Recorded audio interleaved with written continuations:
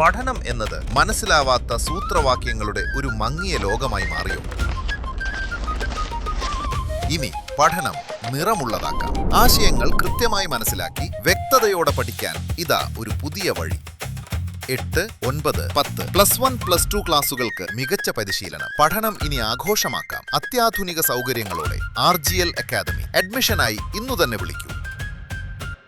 ഒറ്റപ്പാലം നഗരസഭ കുടുംബശ്രീ CDS കമ്മിറ്റികളുടെ നേതൃത്വത്തിൽ ഓണാഘോഷം സംഘടിപ്പിച്ചു.